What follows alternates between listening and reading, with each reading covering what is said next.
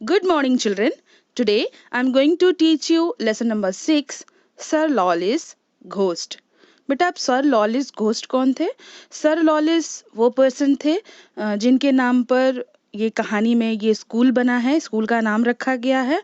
और वो एक बड़े से मैंशन में, बंगले में रहते थे, जो कि अब वो एक बोर्डिंग स्कूल में तब्दील हो गया, बदल गया है। ओके। और उनकी हत्या कर दी जाती है और उनका मर्डर उनकी ही कजिन जो होती हैं, जो कि बहुत ही लालची होती हैं, वही उनका मर्डर कर देती हैं, उन्हें मार देती हैं। ओके। तब से ऐसा माना जाता है कि उनकी आत्मा उस बंगले में, वो जो कि अब स्कूल बन गया है, अब एक बोर्डिंग स्कूल बन गया है, उन उसके कैंपस में खून से लथपथ तकिए को लिए घूमती है। ओके।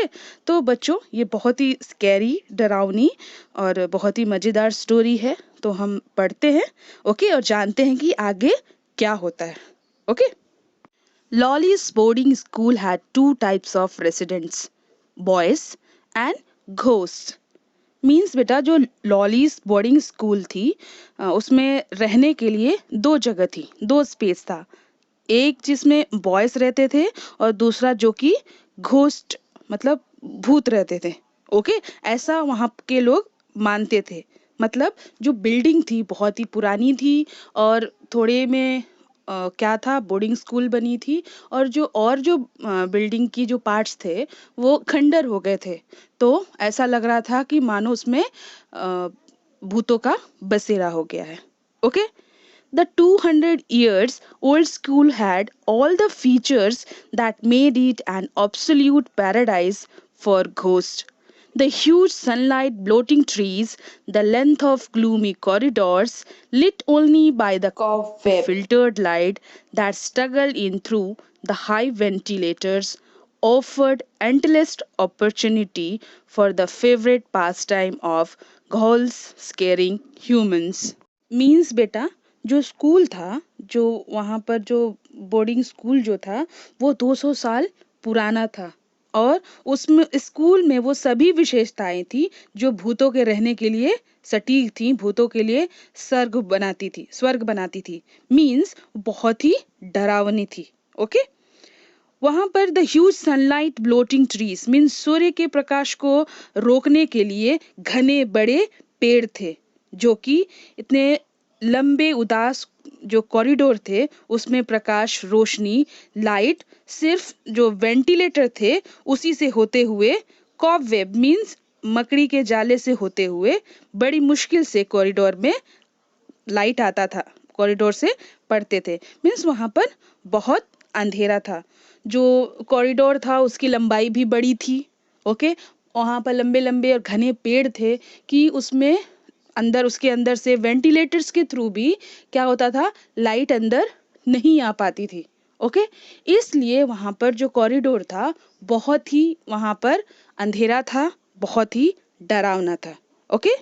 ये जगह घाउल्स घाउल्स मीन्स राक्षसों, पिशाच जो होते हैं, उनके लिए टाइम पास के लिए सही जगह था। और लोग जो थे वो डरते भी उस जगह से थे, और डराने के लिए भी, वो डरने और डराने दोनों के लिए वो सही जगह था। मतलब वो जो कॉरिडोर वाला हिस्सा था वो एकदम अंधेरा था और वहां पर बहुत डर लगता था। Okay. And what made this even more fun for the ghost was that the 750 boys in the boarding were available and willing to be frightened at any time of the day or night. But newcomer Arjun scornfully declared that he did not believe in ghosts. और ये भी था कि बेटा, कि भूतों के लिए ये भी मजेदार था कि वो बोर्डिंग स्कूल में 750 बॉयज थे और वे कभी भी डर जाते थे, चाहे दिन हो या रात। लेकिन न्यू कमर, एक नया नया आया बच्चा जो कि अर्जुन रहता है, वो स्कॉर्नफुली मीन्स निंदात्मक तरीके से मजाक उड़ाते हुए कहता है कि वो भूतों में विश्वास नहीं रखता, वो भूत वीत कुछ नहीं होते हैं।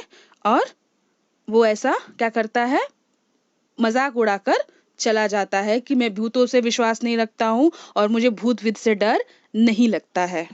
This shocked the boys, and what was worse, was Arjun mocked the idea of ghost of Sir Lawless. It was the oldest legend in the school that Sir Lawless roamed carrying a blood-stained pillow. फिर क्या होता है बेटा, जब अर्जुन जो कि new कमर होता है, नया आया हुआ बच्चा होता है, और वो मजाक उड़ाते हुए जब बच्चों से ये कह देता है कि उसे भूत ऊत से डर नहीं लगता है, भूत ऊत नहीं होता है, तो सारे बच्चे ये सुनकर एकदम स्तब्ध रह जाते हैं, एकदम शॉक्ड हो जाते हैं। और वे डर भी रहे थे और कह रहे थे कि अब तो उसने क्या कर दिया है, सर लॉलिस के घोस्ट को ललकार दिया है, उसका मजाक उड़ा दिया है, अब तो और बुरा होगा। ओके। और ये बहुत ही पुरानी कहानी थी, बात थी, किस्सा था कि स्कूल में सर लॉलिस की जो आत्मा है वो खून से लथपथ पिलो को लेकर, तकिए को लेकर पूरे कैंपस में घूमती रहती है। Okay. When Arjun called the legend the funniest story he had ever heard, the boys planned to teach the newcomer a lesson.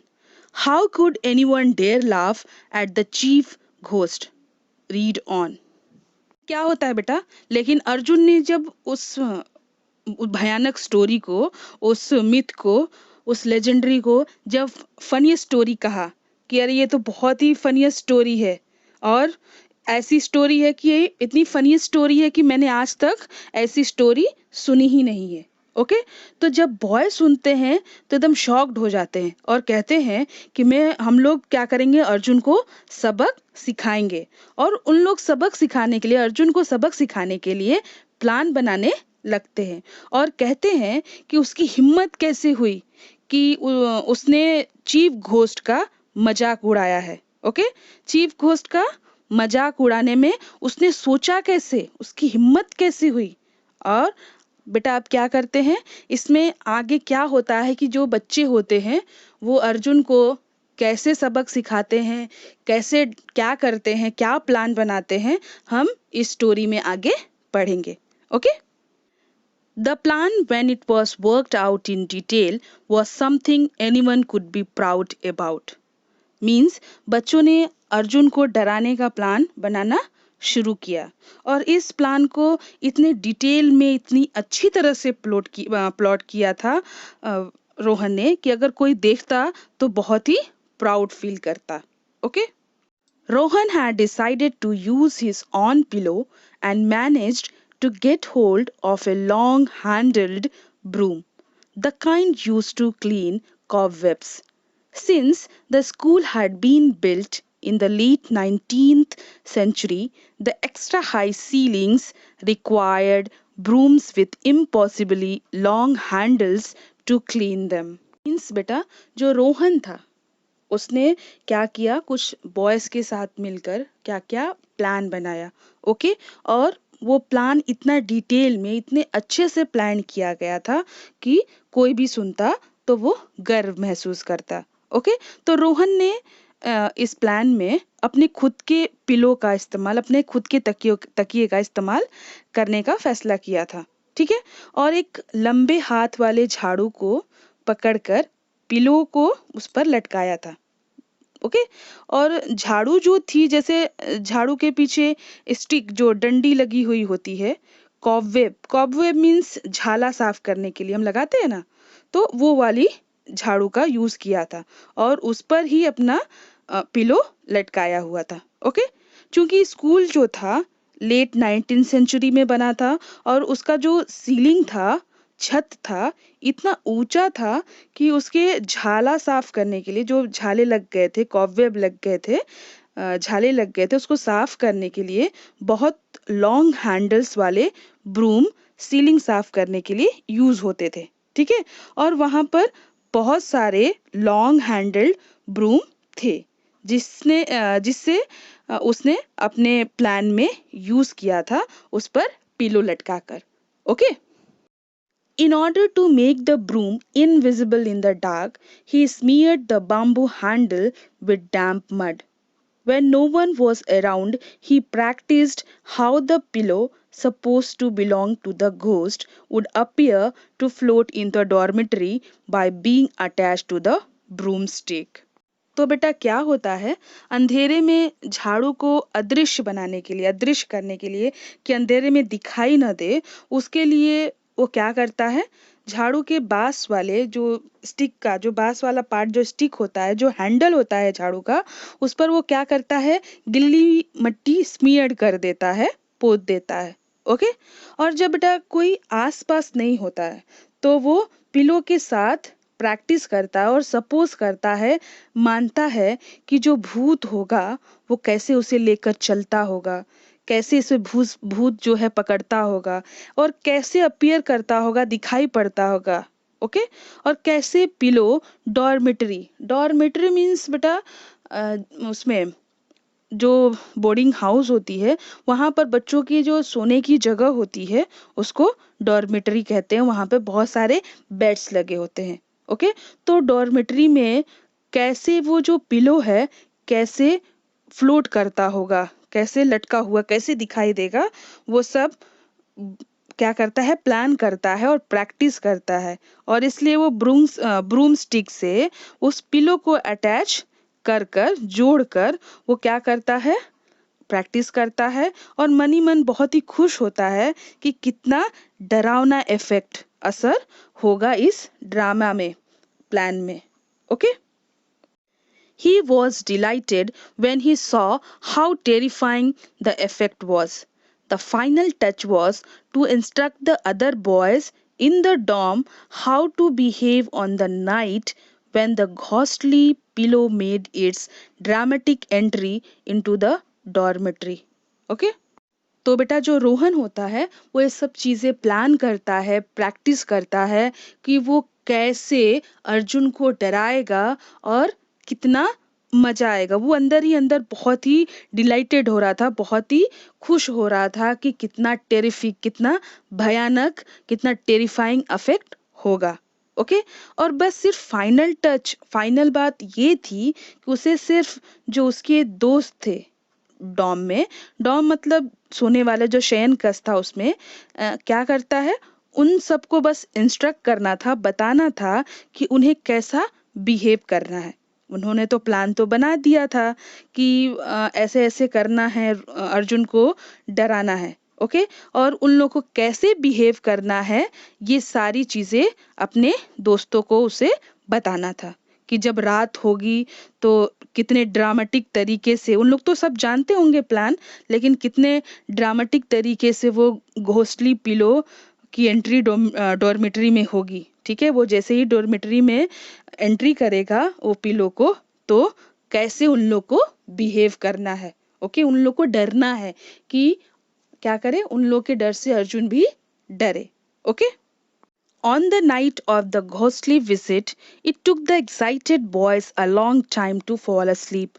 But Rohan himself was so tired by the morning's grueling practice session for their school's annual cross country marathon that he slept right through the faint digital beeping of his alarm clock.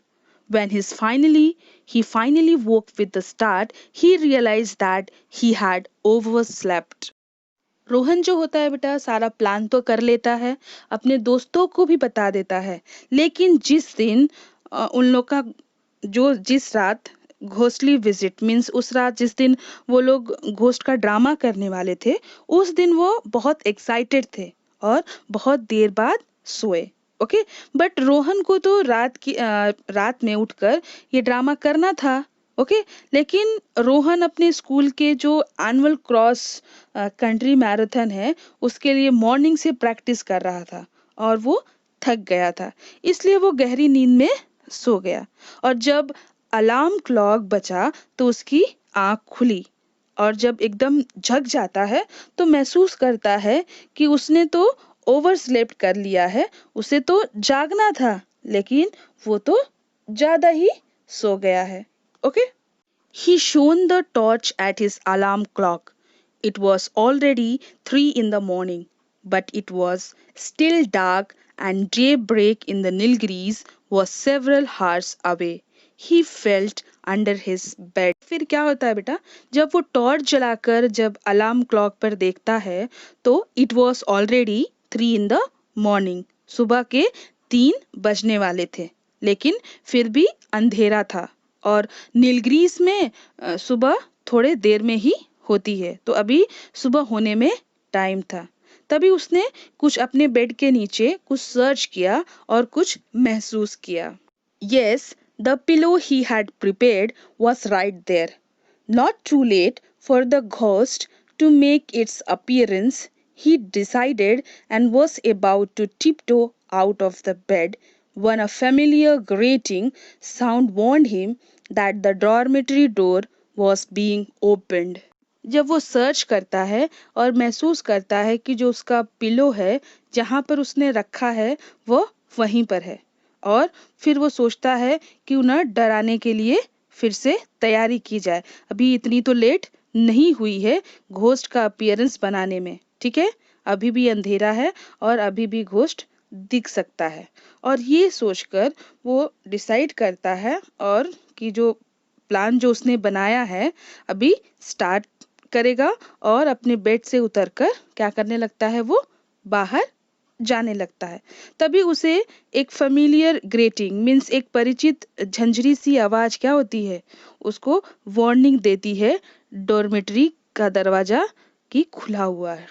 ठीक है, कि जो dormitory होता है वो जो house होता है जहाँ पर स्लीपिंग्स बेड होते हैं, जहाँ पर लोग सोए होते हैं, वहाँ पर दिखता है कि जो डॉर्मेट्री जो डोर है क्या है, खुला हुआ है।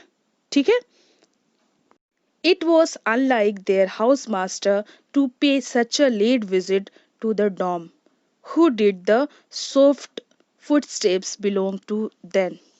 ओके और ये आम बात थी कि उस रूम के जो हाउस मास्टर थे कभी लो डॉम में विजिट, कभी जब लेट क्या करते थे डॉम में विजिट करने के लिए आते थे, तो वो सोचता है कि कहीं हाउस मास्टर तो नहीं है। ठीक है, तो फिर भी ये सोचता है कि ये सॉफ्ट फुटस्टेप किसके है। ओके, वो कंफ्यूज हो जाता है कि डॉर्मेटरी डोर खुला हुआ है और सॉफ्ट जो है चलने की आवाज फुटस्टेप सुनाई दे रही है, तो ये जो फुटस्टेप है किसकी है। ओके, तो बच्चों हम आगे नेक्स्ट वीडियो में पढ़ेंगे कि क्या रोहन अर्जुन को डरा पाया। ओके, तो आगे वीडियो वॉच करने के लिए प्लीज वेट करिए। ओके, और इस वीडियो को बहुत अच्छे से वॉच करिए। Okay, thank you.